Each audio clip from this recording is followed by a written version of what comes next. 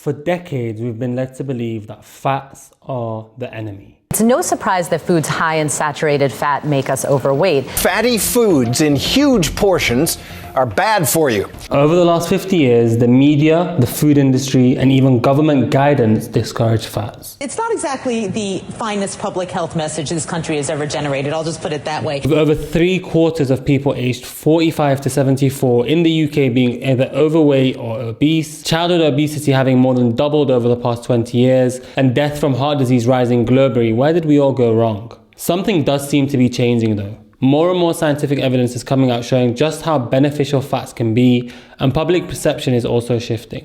You can't be serious. That would put butter and fat at the top of the damn food pyramid!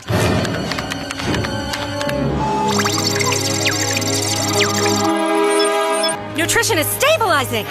With so much information and more importantly misinformation out there, this video is my attempt at distilling it all into a succinct reference point so you can make more informed, evidence-based decisions when it comes to your health. Alright guys, let's just start from the beginning. What are fats and what are the differences between body fats and dietary fats? Well, body fat is an organ. We have a constant number of fat cells that, regardless of cutting calories or exercising, remain roughly the same throughout our lifetimes. If we gain or lose weight, then all that's happening is that these cells are either shrinking or expanding. There are a number of different types of fats throughout our body, and each of these different types of fats serve a different function. Subcutaneous fat is the most common type of fat, and this is the fat that's directly under your skin. Some popular places that you'll find subcutaneous fat are your legs, your arms, and your bum. Visceral fat is the fat that overlays our organs as well as lying directly beneath our abs. Our abs, yes, have subcutaneous fat, but the majority of fat under our abs is visceral fat. Visceral fats are the most dangerous types of fats, and its levels are a good indicator of metabolic health. Me personally, my visceral fat is a 3, but one of my goals is definitely to try and bring that down to a 2 or even a 1. These two are the two main types of white adipose tissue. There are other types out there like intramuscular fat, but for simplicity's sake, right now we'll just focus on visceral fat and subcutaneous fat. So like I said, visceral fat and subcutaneous fat are white adipose tissue, which means their primary function is to store fat. But that's not the only type of fat that we have in our bodies. The opposite of these types of fat is something called brown adipose tissue. And what they do is, instead of storing energy, they actually burn it. Brown adipose tissue is found around the neck, the spine, or the collarbone. And what these types of fats do is that they burn energy for heat. So in simple terms, a healthy amount of brown fat can be really good for your metabolism. And then finally, you have this other exciting type of fat known as beige fat. Now this type of fat can act as either white fat or brown fat, depending on a number of different factors like lifestyle factors or genetic predispositions. So those are the different types of fat within our bodies. So how are these linked to dietary fats? Well, the main reason why dietary fats are called fats is that they actually give the body twice the energy compared to the two other macronutrients. And so yes, when it comes to strictly calories, fats are a lot more calorie dense compared to proteins and carbohydrates. The calories in, calories out equation can be quite simplistic when it comes to sustainable fat loss. What this equation fails to consider is how satiating these foods are, how many calories it actually takes to digest these foods, and then also how our unique metabolisms actually react to these foods. So for example, one study had a group of healthy people have either multigrain bread and cheddar cheese, which was considered to be whole foods, and then the other group had white bread and processed cheese. These were made to be the exactly same amount of calories, and what they actually found was that the processed food group stored around 50% more of those calories compared to the whole grain group. The fats we eat are split up into either saturated fats, monounsaturated fats, and polyunsaturated fats. And this all depends on their chemical structure. In basic terms, all a fat is a bunch of carbons, hydrogens, and oxygens connected together. And the way they're connected together determines which of those three types of fats they are. Saturated fats means that the carbon atoms are saturated with the maximum number of hydrogen atoms. And so that means, because they're all quite similar in structure, they can be really tightly packed together and are relatively stable. These types of fats, and bear with me, can then be further split up into either short, medium, or long-chain fatty acids. Short-chain fatty acids contain fewer than 6 carbons, and they include foods like cheese, butter, and yogurt. Medium-chain fatty acids contain 6 to 10 carbons, and they include foods like palm oil, coconut oil, and milk. And then finally, long-chain fatty acids include anywhere between 12 and 22 carbon atoms, and they include foods like dairy and meat fat. Over the last couple of decades, there's been this big push against saturated fats. Apparently, it's linked to heart disease. I don't want to spend too much time on this, but very briefly, what the research has shown is that even though, yes, saturated fats can slightly increase known risk factors for heart disease like blood lipids, what has also been found is that there is no strong correlation between the amount of saturated fat you take and the increased risk of developing or even dying from heart disease. A meta-analysis of over 40 peer-reviewed studies stated that there is no significant evidence for concluding that dietary saturated fat is associated with an increased risk of coronary heart disease or cardiovascular disease. Something as complex as heart disease has so many different risk factors, and so singling out just saturated fats alone is dangerous. What's a lot more likely to be conclusive is the type of saturated fat. For example, one meta-analysis showed that there is an insignificant association between meat and dairy fats and heart disease. But when it came to processed fats, the more processed fat there was an association with heart disease. Another study showed that replacing saturated fats by carbohydrates from whole grains reduced heart disease risk, but then when you replace that same amount of saturated fat with processed grains, there isn't that same reduction in risk. But what about weight loss? Where does weight loss fit into all of this, and how does saturated fat impact weight loss? Again, it all depends on the type of saturated fat. But what it does seem is that medium chain fatty acids and good quality medium chain fatty acids seem to help in weight loss. For example, a study showed that by including 15 grams a day of medium chain fatty acids, this would reduce calorie burn rate by around 5%. As for this other study, where the ratio of dietary fats was increased to around 50% of caloric intake of overweight adults, this increased fat intake was equally split across saturated, monounsaturated, and polyunsaturated fats. And after 16 weeks, it was found that the study participants had a decrease in body fat and an increase in muscle mass. As for saturated fat specifically, test subjects who were given a saturated fat supplement had their inflammatory markers drop. So these studies just go to show that saturated fat is not all necessarily bad.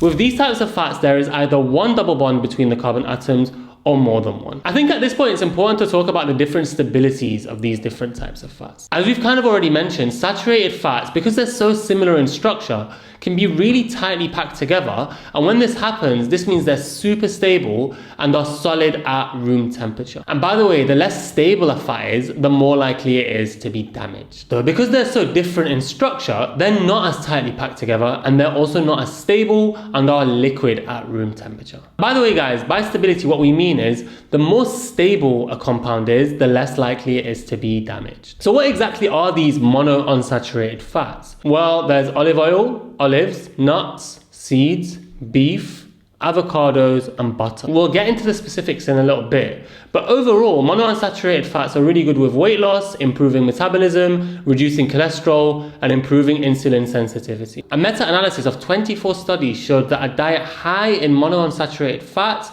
was able to reduce blood glucose levels and improve insulin sensitivity better than a standard low-fat, high-carbohydrate diet. Another study put a diet with a higher ratio of monounsaturated fats compared to a standard low-fat, high-carbohydrate diet for overweight test subjects for 18 months. The test subjects with the higher ratio of monounsaturated fats lost more weight, more fat, and then also more inches off their waistline compared to the low-fat group. So if monounsaturated fats have one double bond between the carbon atoms, this then means that polyunsaturated fats have more than one of these carbon-carbon double bonds. That then just means that they're even more unstable and they're more likely to be damaged because of heat. The two main types of polyunsaturated fatty acids are omega-6 and omega-3.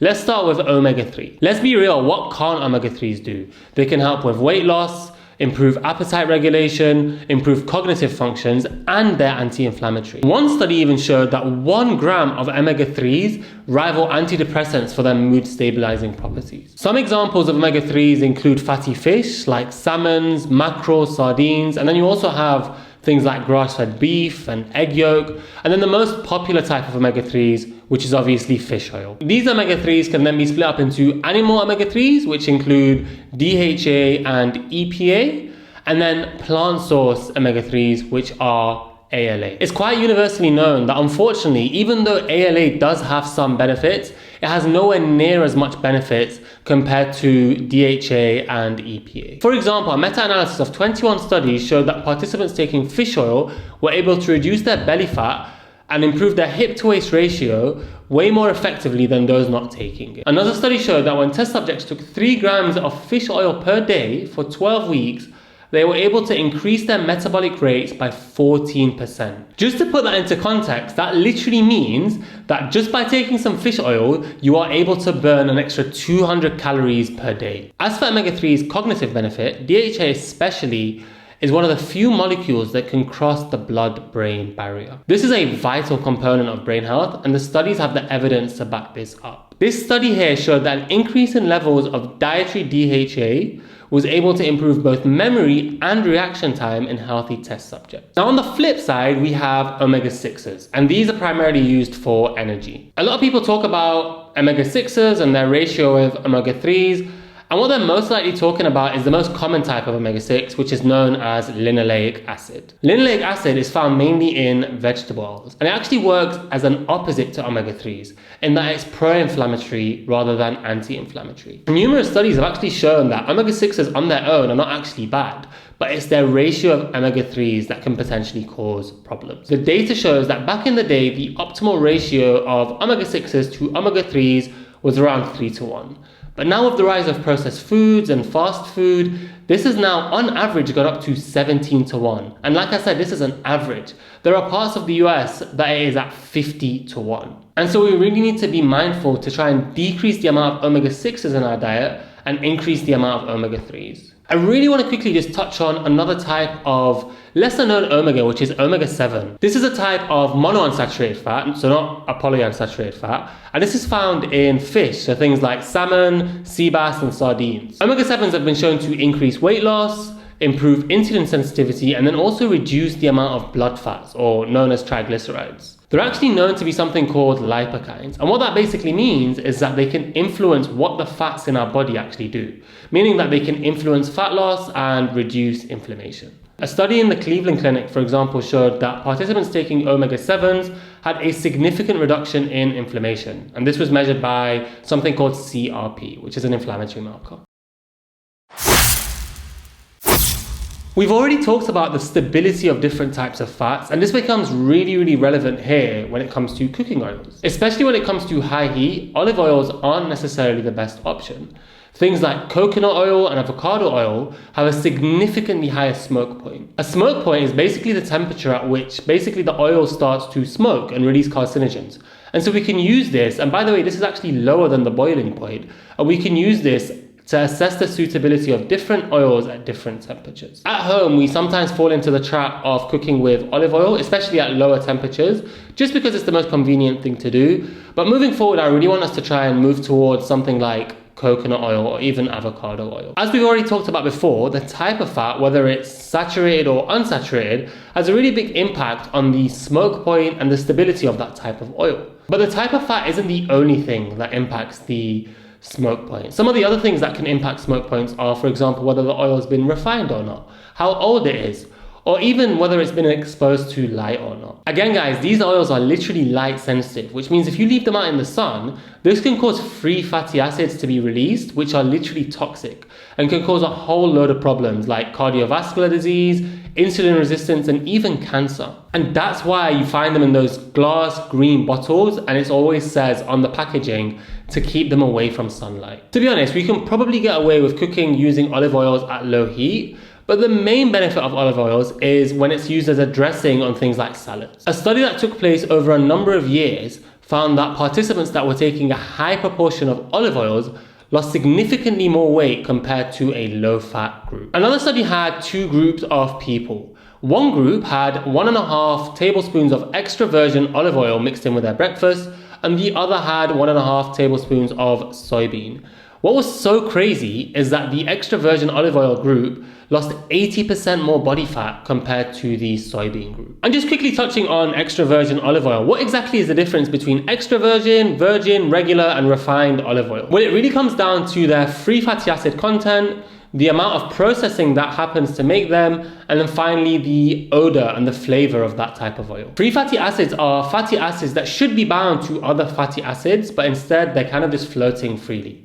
They're actually a really good indicator of just how damaged an oil is. And so ideally we want our free fatty acid content to be as low as possible. Generally speaking, the less the free fatty acid content, the more expensive the oil. And so for example, extra virgin olive oil is quite expensive, and that's around 0.8% free fatty acid content. On the flip side though, some of the oils to just absolutely downright avoid are vegetable oils.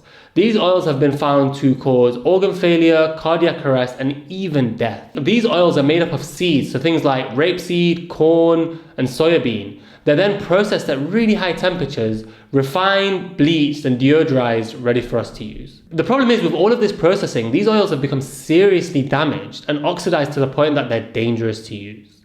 We spoke earlier about linoleic acid and how these oils contain linoleic acid. One study showed that the greater the ratio between omega-6s and omega-3s, the more likely a person is to have obesity. Another study with calorie intake being the exact same showed that a diet higher in omega-6s led to more weight gain compared to a more favorable ratio of omega-6s to omega-3s. And so that's why if we were to have these vegetable oils in takeaways or even at home or whatever, it's really important then to be mindful about trying to increase the amount of omega-3s that we take as well. When it comes to dietary fish, we can broadly break it down into shellfish, whitefish, and oily fish. We've already spoken quite a lot about oily fish in the omega-3 section, so I don't want to get into that too much, but what I do want to say is that these aren't the only type of fish that can help with fat loss. A study published in the International Journal of Obesity put patients on a calorie deficit that included either salmon, cod, or no fish. Even though in terms of macros they were exactly the same, including 3 5-ounce servings of either type of fish led to 2 pounds more weight loss compared to the group that didn't have any fish. And that was over 4 weeks. Another study showed that the inclusion of white lean fish can help optimize satiety hormones, and so that means they can considerably be more satiating compared to other protein-dense foods. In terms of shellfish, then their main quality comes in their micronutrient content, with them being high in zinc, selenium, iodine, and vitamin B12. Red meats include lamb and beef. There are obviously other types, but we'll just stick to those two for now. Apart from these meats being a rich source of protein and saturated fats, as well as also having a really high micronutrient content, so things like iron, zinc, B vitamins, studies have also shown that they can really help with fat loss. What I will say though is that the quality of these types of meats is important. Now, disclaimer, I just want to put it out there that I eat normal conventional red meat just because the alternatives are so expensive. But it is also important to mention that there is a difference in the nutritional value between the two. With conventionally raised red meat, they are injected with a massive amount of antibiotics, which first of all prevents disease, but then also causes them to grow a lot faster than what is natural for them. The research isn't actually yet conclusive as to whether this is objectively harmful or not, but what is crystal clear is that grass-fed beef contains up to 5 times more omega-3s than conventionally raised beef. Omega-3, as we've already talked about, is really good for your metabolism, and one of its really unique properties is that it can cause an increase in adiponectin levels. This actually reduces appetite and then also removes fat away from the viscera, which is our belly fat, to the subcutaneous fat region. Dairy is one area for me that I've personally been doing a lot of research on. For the last couple of years, every time I've had cow's milk, I don't necessarily feel the best, and I've much preferred something like almond or oat milk, and I think I might have just finally cracked it. I found that people are so fixated on dairy being this really, really good thing or this really, really bad thing. And I think the answer is a lot more nuanced than that. Some of the arguments against dairy are that it's totally unnatural that humans drink the milk of another mammal, and in the grand scheme of things, it's only recently humans have begun to drink milk, maybe in the last 6,000 years. In my opinion, this is a bit of a weak argument. This is not the only thing that we've only started to have recently.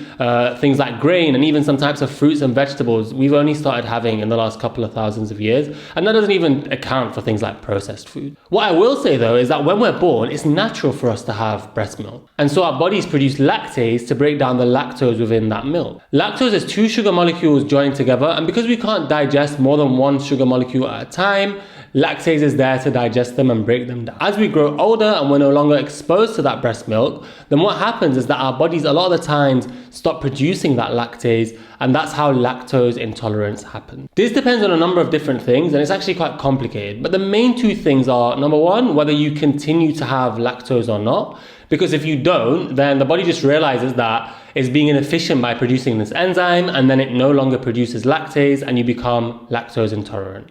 And the second thing is genetic susceptibility. There are certain parts of the world, so for example, Scandinavian countries or just generally white people or Caucasian people that have had a lot of dairy incorporated into their diet historically, and so they have more of a chance to have that lactase enzyme. But on the flip side, Asians, Middle Easterns, Africans, they're a lot more likely to be lactose intolerant. Estimates vary, but there are some sources that say that up to 75% of the world's population is to a degree lactose intolerant, which is crazy. But here's where the nuance comes in. There are certain forms of dairy, depending on where it's sourced or how it's prepared, that even when someone is lactose intolerant, they can still tolerate it. The main one here is fermented dairy products like yogurt and kefir. Through that fermentation process, the microbes break down those milk sugars, and so it's not as harsh as conventional cow's milk. Another argument against dairy is that dairy can potentially exacerbate or even trigger allergies. The argument is that there are certain proteins within the milk that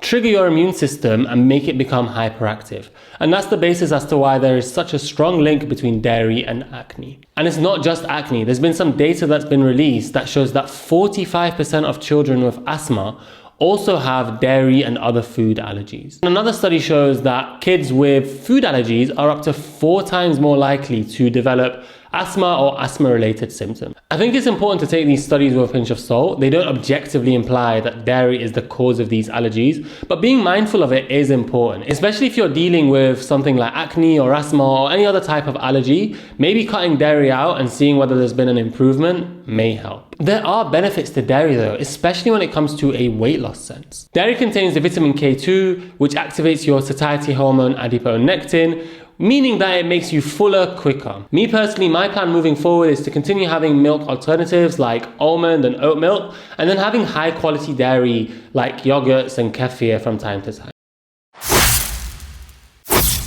A lot of people think that eggs are a protein dominant food, but it's not actually true. Eggs are around 64% fat and 34% protein. Egg white predominantly being protein and the egg yolk predominantly being fat. Studies have shown that eating eggs can improve the satiety hormones, reduce the hunger hormone ghrelin, and overall enhance weight loss. Eggs are also a great source of B vitamins, zinc, and vitamin D. Vitamin D especially has been shown to really help when it comes to fat loss. A recent study showed that women with optimal levels of vitamin D lost more weight, lost nearly twice as much body fat, and lost an average of 4 more inches from their waist compared to a placebo over the course of a 1-year study period. I personally love eggs, and I try to have them at least 3 or 4 times a week. Butter is another one of those really misunderstood fats. When I was doing some research, I was actually shocked as to how good and beneficial grass-fed butter can be. It has this omega-6 called CLA, or conjugated linoleic acid, and this is associated with a reduction in body fat and an increase in metabolism. A study in the Journal of Nutrition showed that test subjects taking CLA lost significantly more body fat over the course of 12 weeks compared to a placebo of olive oil. It's really important to point out at this point that this is grass-fed butter, and studies have shown that this has up to 500% more CLA compared to just normal grain-fed butter. It's not just fat loss that it's helpful for. Some studies have shown that it's really good for reducing inflammation and even reducing type 2 diabetes risk. Because it contains those short-chain fatty acids, it's so much more appropriate to use at high heats compared to those other types of oils. Avocados, they are so good. They're literally my favorite type of fat. They're predominantly made of monounsaturated fats. They also have a lot of fiber in them, as well as some really important vitamins and minerals. Avocados are another really great way of helping with fat loss. According to this study, participants replaced avocados with some of their carbohydrates, and this led to improved blood sugar levels, higher satiety, and an increase in fat loss. When we're talking about seeds, we're talking about things like chia seeds, flax seeds, pumpkin seeds, And then when we're talking about nuts, it's more things like almonds, walnuts, pistachios. Nuts and seeds have a great balance of omega-3s and omega-6s, as well as fiber and some really great antioxidants like vitamin E. Almonds, for example, are great for fat loss, especially if you apparently eat them at the right time. A study split participants into 3 groups. One that had 2 ounces of almonds before eating a meal, another in between meals, and then another control who didn't have any almonds at all. What this study showed is that the participants who ate the almonds directly before their meal lost significantly more body fat and even visceral fat compared to the other groups. Bear in mind that how you prepare these nuts makes a massive difference. Because once you start frying them in really low quality oils, then this can start bringing up toxic compounds that can really damage your gut. And so the best way to eat these nuts is just raw. We do have to be careful though, because even though these nuts and seeds are really, really tiny, they are very, very calorie dense. And so if we have too much of them, then they can start actually causing weight gain, not weight loss. And there we have it, guys. That's pretty much everything. We basically went through every single aspect of fats. We spoke about what the difference between dietary fats and body fats are. We spoke about what types of body fat there is. We spoke about what types of dietary fat there is. And we also spoke about the main types of fat.